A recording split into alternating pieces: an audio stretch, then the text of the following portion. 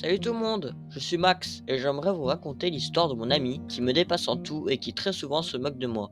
Après mon inscription à l'université, je me suis rapidement retrouvé dans une compagnie de nouvelles personnes inconnues avec lesquelles je devais étudier encore quelques années. C'est ainsi que j'ai dû me rapprocher d'un cercle précis.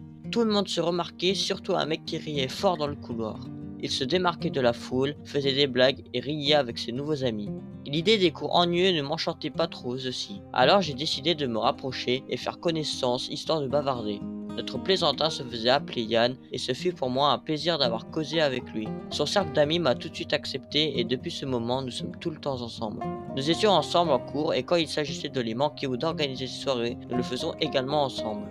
En fait, le charisme de Yann est devenu plus remarquable après un certain moment. Tout le monde voulait causer avec lui et beaucoup de filles n'étaient pas contre l'idée de sortir avec lui et avoir des relations amoureuses. Au début, j'étais bien sûr heureux pour mon ami car il partageait avec moi tout ce qui passait dans sa vie.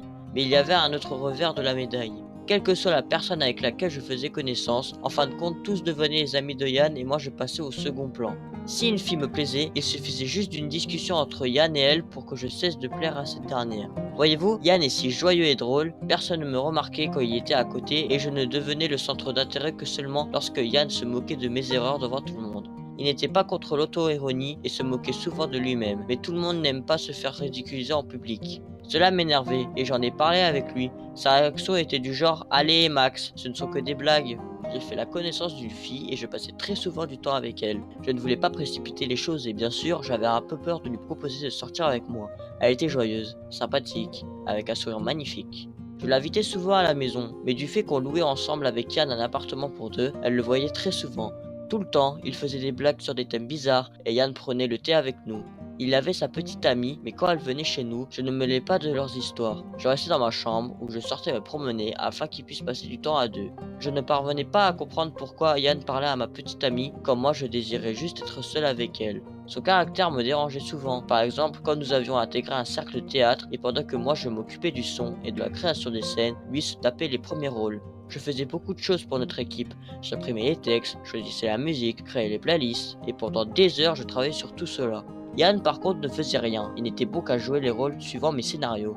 Lors des répétitions, il ne faisait que blaguer, mais tout le monde l'adorait, et moi je ne faisais pas l'objet de l'attention du groupe, même si mon travail était très important. À un moment donné, je ne pouvais plus me retenir et j'ai dû dire à Yann tout ce que je pensais de la situation. Ce à quoi il a répondu, ce n'est pas de ma faute si tu es ennuyeux et malchanceux.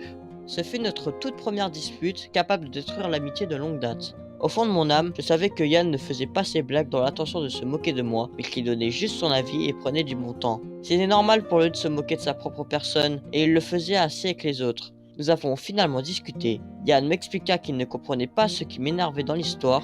Il a promis de ne plus se moquer de moi et également de ne plus m'empêcher de discuter avec mes amis et ma petite amie. Je me suis aussi excusé pour ma colère enfantine et tout est rentré dans l'ordre. Juste pour vous dire que parfois, pour régler un problème, il suffit d'en parler et c'est bien mieux que de se remettre constamment en colère pour finalement ruiner les relations avec de bons amis. Merci d'avoir regardé la vidéo, n'hésite pas à t'abonner, la liker et même la partager.